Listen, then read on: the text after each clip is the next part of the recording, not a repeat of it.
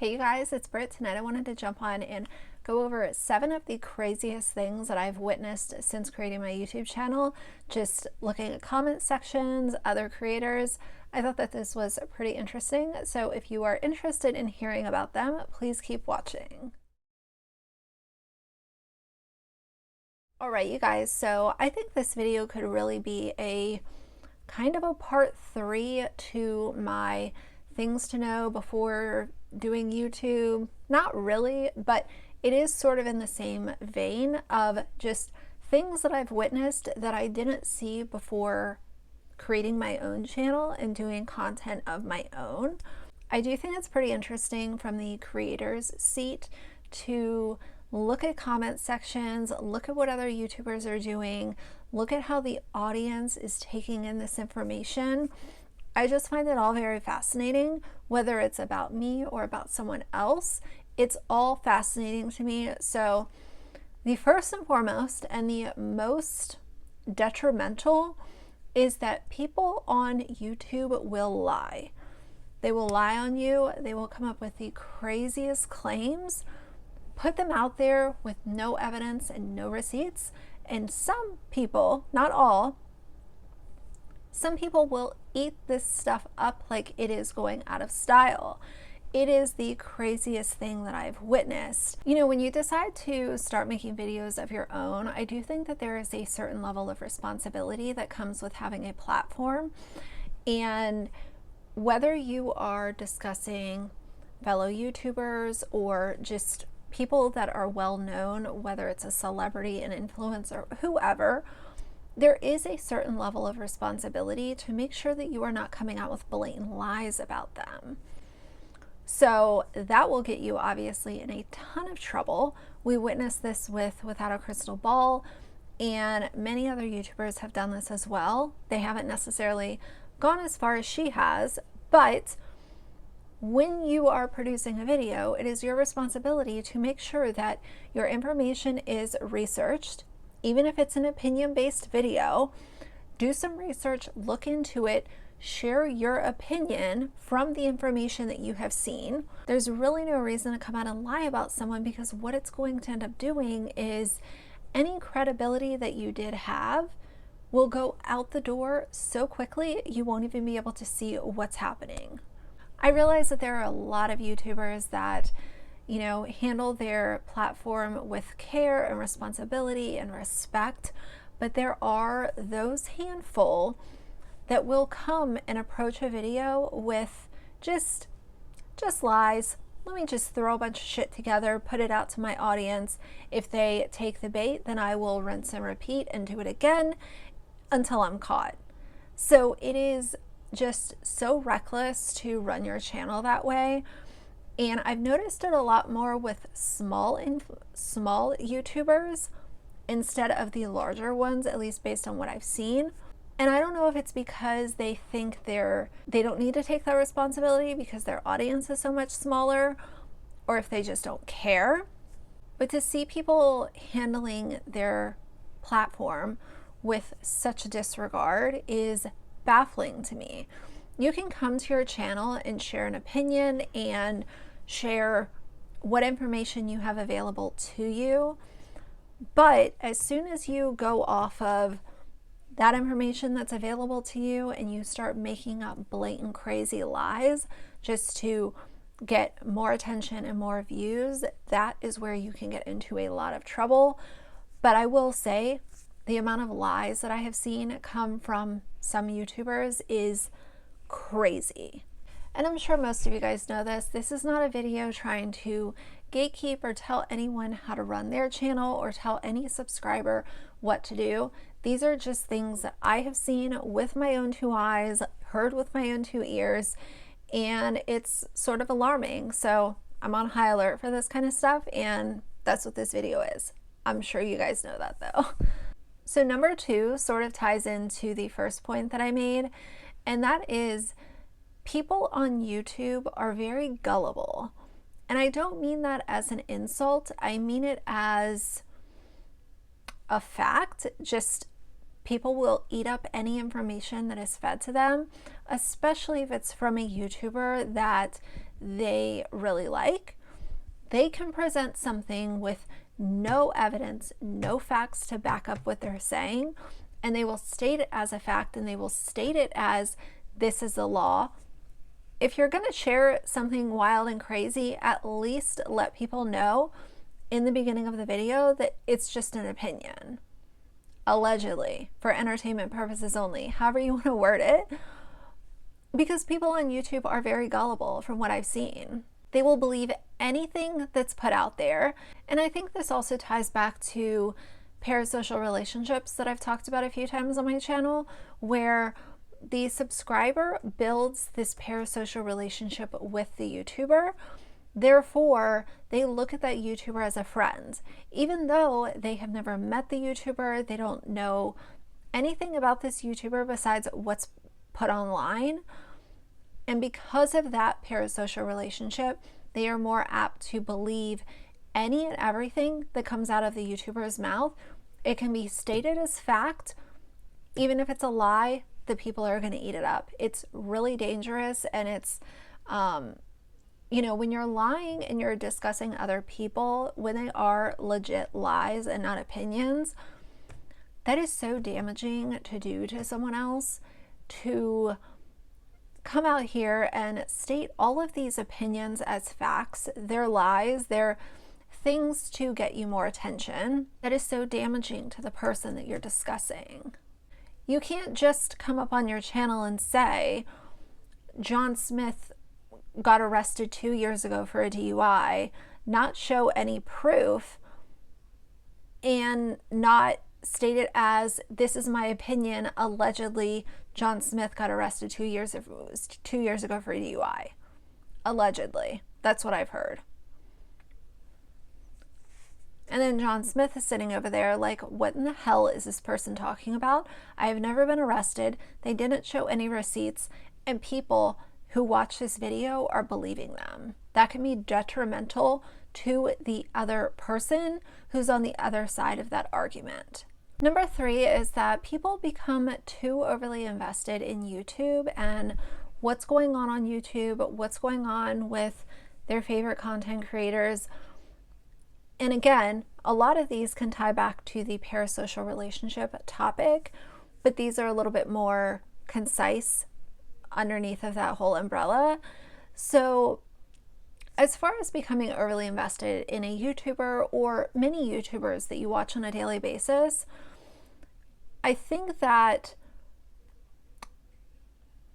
I'll tell you guys what works for me, and this is just my advice. You guys can take it or you can throw it in the trash. It's all good either way. What I have learned to do is that in my free time, I have certain points of the day where I will watch YouTube, and at a certain point in the evening, I will cut it off. Because I get to this point where I'm taking in too much content, and especially based, it kind of depends on what kind of videos you're watching. Are you watching drama channels? Are you watching commentary channels? Are you watching beauty stuff? Are you watching cooking? Like, I do think at a certain point, it's good to have a shutdown time in order to just be able to put your phone down, put your device down, step away from it. I think the people that also become overly invested in YouTube are the first ones that will run into a comment section and completely just annihilate someone else who's talking about their fave. I have experienced this with family vloggers quite often, because the vloggers are showing so much of their life and so much of their family, both on YouTube and on Instagram. When someone like me comes around and gives an opinion about the family vlogger, those people are quick to run into my comment section and go completely out of bounds with their comments. It's not, you shouldn't be making this video because A, B, C, D, E. It's just saying really vile, gross stuff. And, you know, it's situations like that why I have blocked words and why I have had to edit my blocked words a couple of times, because people are not coming here to have a conversation. They have become overly invested in their favorite YouTuber or YouTubers. And when someone else shares an opinion, even if it's based off of actual events that have happened, they're the ones to try to annihilate you with their keyboard. The next point could kind of be a part 2 to the last one that I just covered. You can tell by the punctuation and capital letters in some comments that this person left the comment without taking 5 minutes to simmer down, or taking, a couple of days to process the information and cool down. They will act off of their, gut instinct. And unfortunately, especially when you're talking about larger YouTubers, let's use the Ace family, for example. When it comes to the Ace family, do you think that they actually care that you're in my comment section annihilating me? Because if you think that they give one damn about what you're doing in my comment section by standing them, you're misinformed and you're ignorant.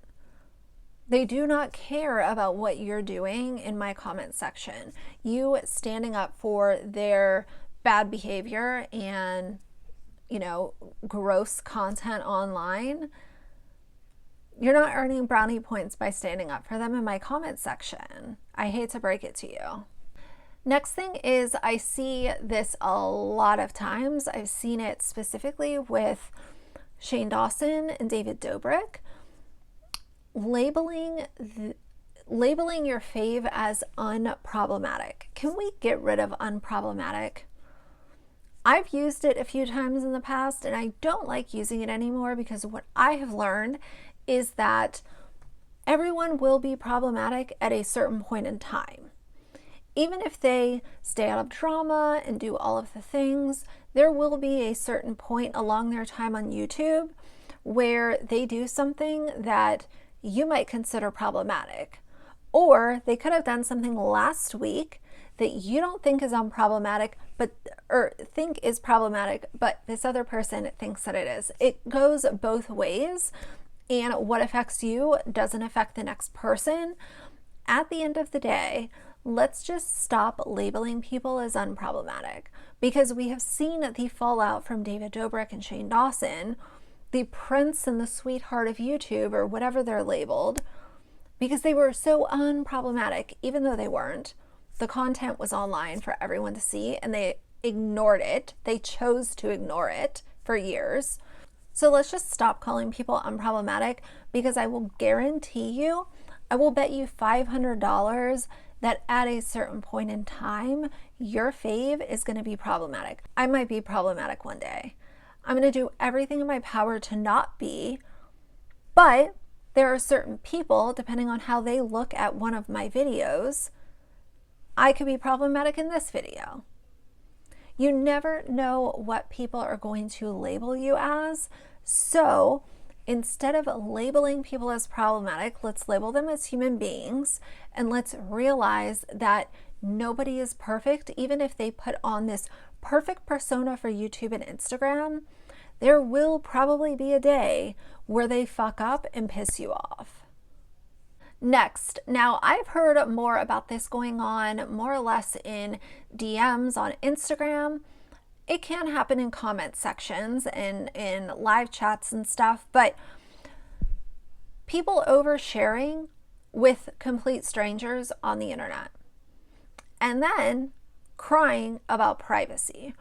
I have dealt with this myself, and y'all know my story with my ex-mod Christine. It was a whole thing. The really odd thing is that I told my subscribers about our fallout last year, and there was a privacy claim put on my video.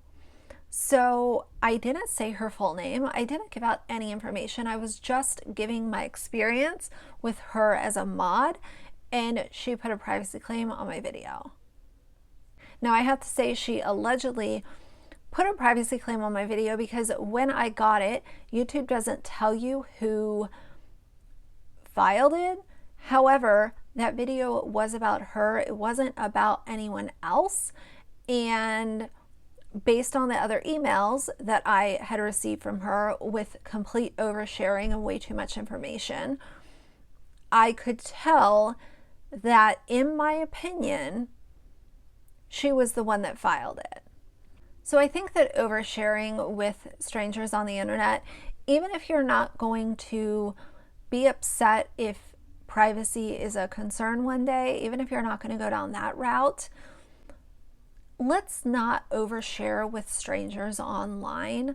I really worry about that, and it makes me feel really bad because I realize that some people are stuck at home. They've been stuck at home for over a year now, and they feel like they have friends online, and that's magical. That's great. However, I do feel like there are just so many stories of things going wrong when it comes to people being friends online, giving out too much information, and then it goes sour and the person is afraid to live in their own home, or they're afraid to go to work because they overshared with a stranger, and now the stranger knows where they work and where they live. And even if it's just the city and state that you gave out, maybe the person knows your full name. It can be very, very scary. So, I would hope that at some point, maybe, I don't know, maybe this video will make someone think twice before they overshare with an internet friend in DMs. I have seen and heard a lot about this, both before my story with Christine and after, and it's just really sad. So I would say, like me, I have internet friends, but I'm also very careful with the information that I give to them. Last but not least, of course, we have to talk about my favorite thing that YouTubers do a lot. Let's not get it twisted. Subscribers can do it too, but Sadfishing. So, my eyes opened up to Sadfishing somewhat recently. I knew that it always existed. I'm not ignorant. However, my eyes opened more to it over the last 5 or 6 months, and then my eyes fully opened to it when I started covering self-taught beauty, because people with a platform are very quick to share a sad story, hoping that it turns into a monetary benefit for them. Whether it's short-term or long-term, it might be done in a live stream where they're collecting super chats just for that day, or it could be more drawn out where I'm going to feed you more pieces of my story in order to continue collecting donations, and the donations are coming through my PayPal and Cash App, or whatever way they're collecting the money. So it can be both short and long term. But, if you're going to share your story, share your story. Like, obviously, a reminder, I'm not gatekeeping anyone, but I do think that Sadfishing has a bad name for a reason, and it is because grifters exist on the internet, and these people, don't want anything else. They want to collect the donations and keep that going, and that's just what makes them happy. So they incorporate Sadfishing into their channel, and it's either, for a little while or for a long time, depending on what they want to do. But there are a lot of people struggling right now financially, and unfortunately, I will always stand on the side of, if you are not doing something to better your situation, do not come to the internet with your hand out. That's just my personal opinion. That's where I'm going to stand on it forever. Not going to change my mind on that. Do something for yourself. People are allowed to have an opinion, and that's what YouTube is. It's a bunch of people with opinions, whether they are good, bad, or indifferent. But if you are putting your life out onto YouTube, people are allowed to have an opinion about it. I do think those opinions should be based off of accurate information, but opinions are alive and well on YouTube. So either way, that's going to be it for this video. If you liked it, please leave a like and a comment. And if you'd like to see more from me in the future, please subscribe. I'll see you guys soon. Bye.